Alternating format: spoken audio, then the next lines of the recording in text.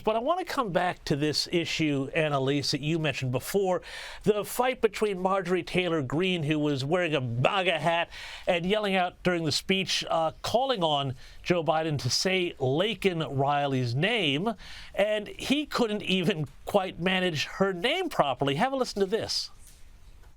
Not really.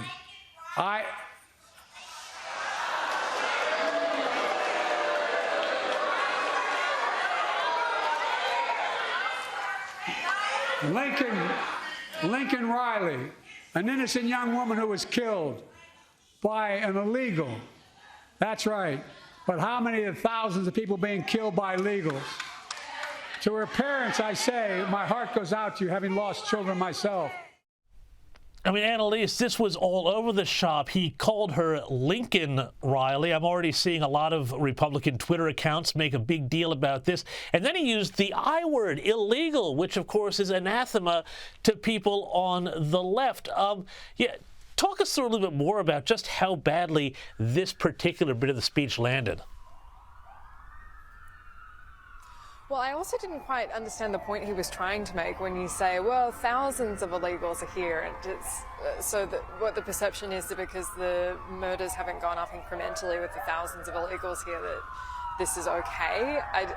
This is an actual story that's really resonated with people. Even when we were in Colorado, we went to a candidates forum in the northeast of the state in a town called Holyoke, and one of the gentlemen there had written Laken Riley's name on the program because he said it was the only thing he wanted to hear an answer about, because it was just so distressing that this is a beautiful young woman who was out for a jog and studying nursing and just giving nothing but good to the world, and then this is how she dies in just such a hideous manner.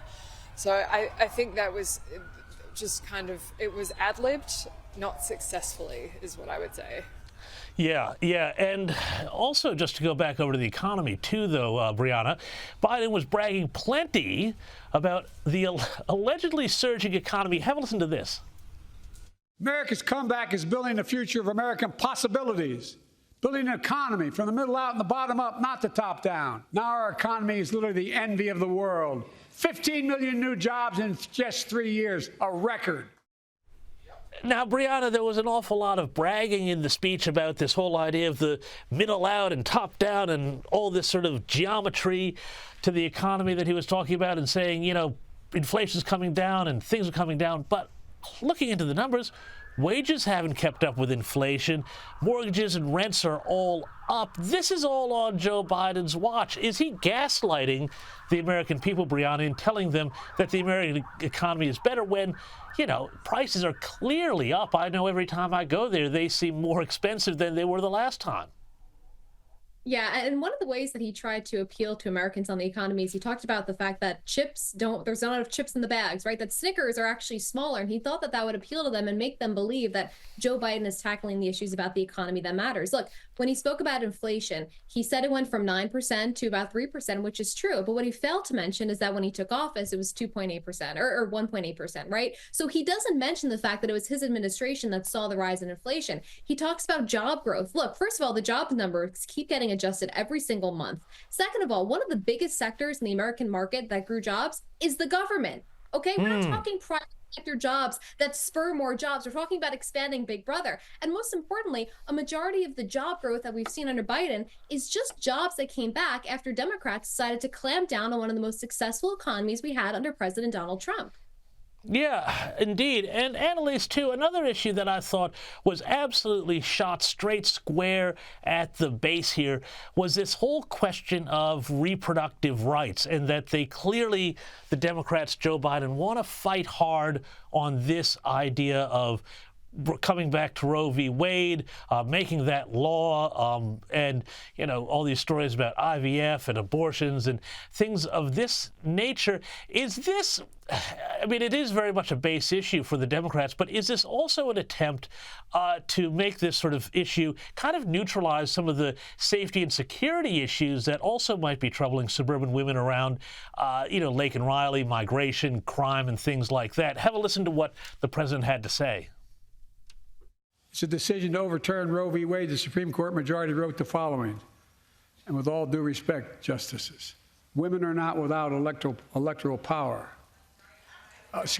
electoral or political power. When reproductive freedom was on the ballot, we won in 2022 and 2020, and we'll win again in 2024. If you, the American people, send me a Congress that supports the right to choose, I promise you, I'll restore Roe v. Wade as the law of the land again. Annalise, this is a direct pitch to the female vote, isn't it? Oh, yeah, and it is successful for Democrats in a lot of ways. He's not wrong when he says that this has been an election winner for the Democrats, especially in 2022. And I think this is why we've seen Donald Trump soften a lot of his rhetoric around this. We saw Nikki Haley even kind of equivocating on it because it is a toxic issue for women. They don't want these kind of interventions. The IVF ruling in Alabama, which essentially saw in vitro fertilization, the embryos classified as children, and it meant that IVF procedures couldn't happen because those clinics couldn't bear the legal responsibility of anything going wrong with an embryo transfer and being held liable for murder. And that was so emblematic how that passed through the Congress so quickly to try and fix this, because this is not a left-right issue. This is a male-woman issue for a lot of women, and there were a lot of Republican women who came out and spoke in defense of IVF, and the overlap is really stark for a lot of women.